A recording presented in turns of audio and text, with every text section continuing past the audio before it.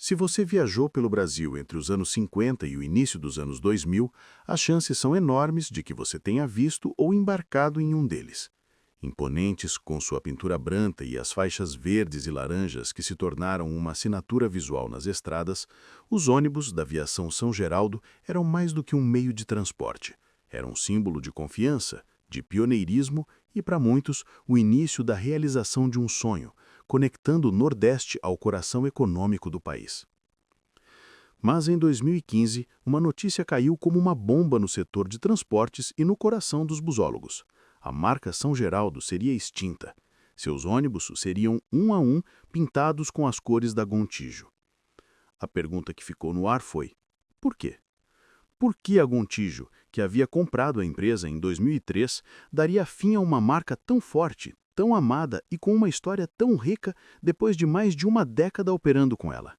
A resposta não é simples e envolve uma estratégia de negócios calculada, contratos e o fim de um ciclo planejado.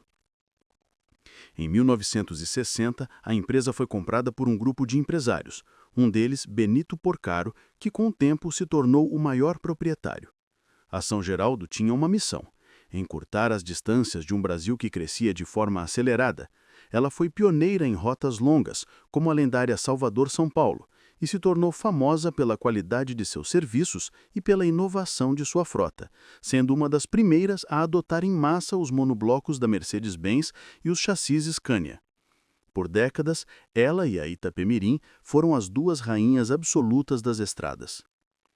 A reputação da São Geraldo era construída não apenas na expansão, mas na qualidade percebida pelo passageiro. A empresa investia pesado em treinamento de motoristas, na manutenção rigorosa e no conforto de suas poltronas. Essa obsessão pela excelência alimentou uma rivalidade lendária com a aviação Itapemirim. Enquanto a Itapemirim de Camilo Cola era conhecida pela agressividade na expansão e pela inovação com ônibus de 3 eixos, a São Geraldo de Benito Porcaro era vista como a concorrente mais clássica e focada na experiência do serviço. Era a disputa que definia o padrão de qualidade do transporte rodoviário no país. Contudo, a virada do milênio trouxe desafios imensos. A concorrência se acirrou, os custos operacionais dispararam e a São Geraldo, assim como outras gigantes, começou a sentir o peso de sua própria estrutura. A empresa enfrentava dificuldades financeiras.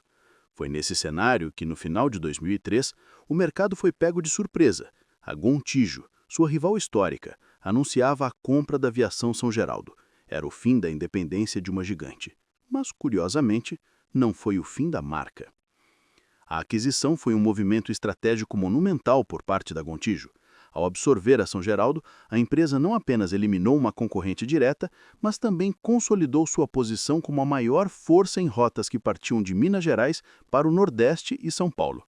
A compra representou um salto de quase 40% na frota da Gontijo, transformando-a na líder isolada em vários mercados e criando uma barreira de entrada quase intransponível para outras empresas que quisessem competir em seus principais corredores. E aqui chegamos ao ponto central de nossa investigação. A compra, segundo fontes do setor divulgadas na época, não foi uma simples aquisição. Foi um acordo complexo. A Gontijo adquiriu o controle acionário, as linhas, os mais de 800 ônibus e as garagens da São Geraldo. No entanto, o direito de uso do nome, da marca São Geraldo, foi licenciado por um período determinado. Fontes do mercado apontam que o contrato inicial previa o uso da marca por 10 anos. O que isso significava? Significava que, por contrato, a Gontijo podia operar os ônibus brancos, vender passagens com o nome São Geraldo e manter a identidade visual da empresa por uma década. Foi uma jogada estratégica brilhante da Gontijo. Em vez de simplesmente apagar uma marca amada da noite para o dia, o que poderia causar uma forte rejeição do público, ela optou por uma transição lenta e gradual, absorvendo a operação e a clientela aos poucos, sem traumas. E assim, por 12 anos, o contrato de 10 anos foi provavelmente estendido, o Brasil viu uma cena única. Duas gigantes, agora irmãs, convivendo nas mesmas garagens, mas com uniformes diferentes. Um Gontijo amarelo saía da plataforma, seguido por um São Geraldo branco. Para os busólogos, foi uma era de ouro, a chance de fotografar e viajar nas duas frotas. Mas para a gestão da Gontijo, essa duplicidade tinha um prazo de validade. Na prática, a integração operacional foi imediata e profunda. As garagens foram unificadas, as rotinas de manutenção passaram a seguir o padrão Gontijo e as compras de insumos, como peças e diesel, foram centralizadas para ganhar escala e reduzir custos. Para o passageiro, a pintura do ônibus era diferente, mas por trás de tudo, a estrutura que administrava a viagem já era uma só. Essa sinergia foi o verdadeiro ganho financeiro da Gontijo durante os anos de coexistência das marcas. Com o passar do tempo, os busólogos mais atentos começaram a notar um movimento sutil, mas revelador.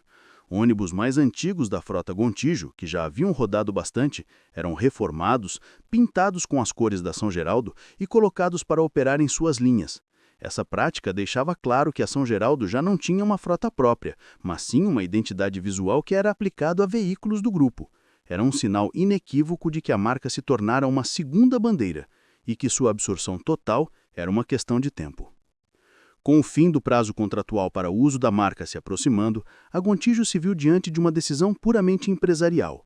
Renovar a licença, o que provavelmente envolveria mais custos, ou unificar tudo sob a sua bandeira. A lógica corporativa falou mais alto. Manter duas marcas separadas gera custos dobrados: marketing, pinturas de frota, sistemas de vendas, uniformes, administração. A unificação sobre a marca Gontijo representava uma imensa otimização de recursos e um fortalecimento da sua própria identidade no mercado. Era a decisão mais racional e lucrativa a ser tomada. Então, em 2015, o anúncio oficial foi feito. A transição, que durou meses, começou. Um a um, os guerreiros brancos, verdes e laranjas entravam nas oficinas e saíam com a clássica armadura amarelo e verde da Gontijo. A comunidade da busologia entrou em luto. Foram inúmeras as fotos de despedida, os relatos de últimas viagens, as homenagens a uma gigante que fez parte da vida de milhões de brasileiros. Foi o fim de uma era, executado de forma lenta e planejada. Respondendo à pergunta: por que a Gontijo deu fim a São Geraldo? A resposta oficial e factual é que foi o resultado de uma estratégia de negócios de longo prazo iniciada com a compra em 2003. O motivo principal foi o fim do período de licenciamento para o uso da marca, combinado com a decisão estratégica de unificar as operações para reduzir custos e fortalecer a marca. Não foi um assassinato, mas sim o desligamento de aparelhos de uma paciente que, contratualmente, já tinha a sua hora marcada para partir. A pintura branca se foi, o nome desapareceu das passagens, mas o legado da aviação São Geraldo permanece.